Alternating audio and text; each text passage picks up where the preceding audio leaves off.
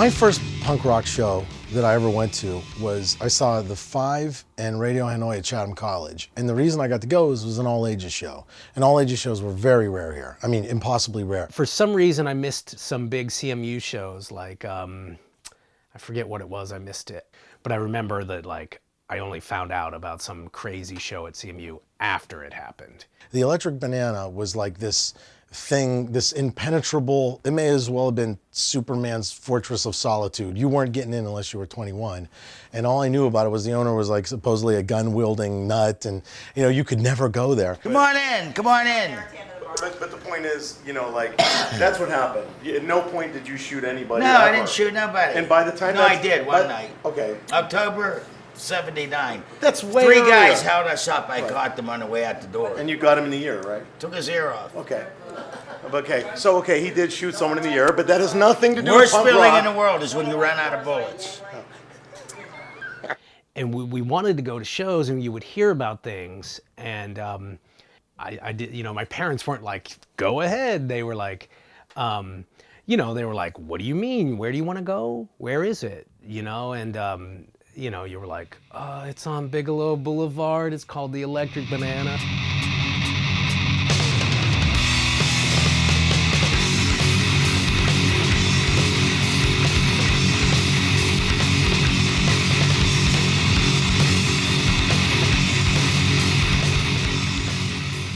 Basically, it was like walking onto the set of a John Waters movie. I mean, there were these characters that you could, I don't know that you could invent characters like this. Well, this used to be the Banana where all the bands played, and there used to be a big bar right here, and the stage was across the whole back wall, and then over here was the side entrance where everybody entered into the Banana. It was a real rat's ass, really. When we took over in 1970, it was the first go-go bar in the city of Pittsburgh. That's when go-go girls were go-go. They used to try to outdo each other with their costumes. Now they don't wear anything at all. We went disco. We went go-go, disco, rock and roll for God. That was the longest run. About 25 years. Now it's a restaurant. I'm going to go back to the Broads, and then they can bury me. Maybe I'll turn it into a burger joint next. Yeah. I remember Gina Cotton always used to tell the story, like Judy called up and she's like, yeah, Gina, you guys want to play? Trying to get dressed up as natives to play because she knew they had a crowd. She's like, my kids have worms. They have worms. And then Gina's like, oh, Christ, their kids have worms. You know, we got to go play so they could get I mean, it's like, I can't think of any, like, you want to talk about like John Waters, like my kids have worms. Okay, we'll play. Like a punk band comes because the kids have worms. I mean, you know. How about when the punks used to be all afraid because the skinheads were coming? Yeah. Nobody got punched. They'd just slap them around like a bunch of little bitches. So the Banana starts doing all ages shows, kids start coming out, and it was like packed. Because there's all these kids that want to go to shows and they couldn't go. I mean, like, you know, the average age of the person at the Banana went from like 30 to, you know, 17 overnight. I used to tell them, I said, I'll tell you what. I say, I'm not your teacher, and not your mother or your father. I says, but your mother and dad's gonna sue me, but I'm gonna get my money's worth.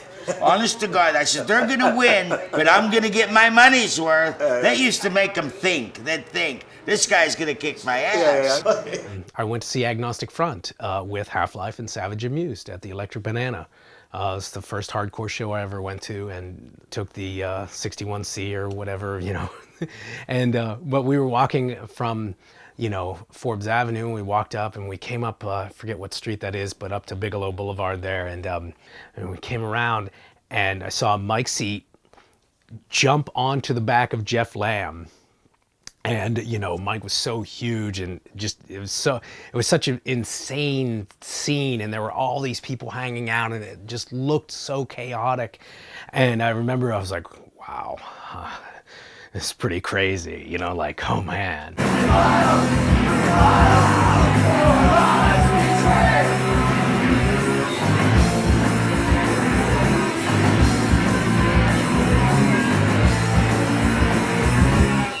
Stay tuned for Agnostic Front from New York City up next.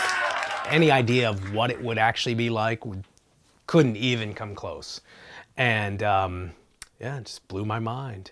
I remember I came home and I I don't think I fell asleep until like 2 or 3 in the morning. I was just laid in bed, like eyes wide open, like, and you just kind of knew that right there it was like everything was going to be different.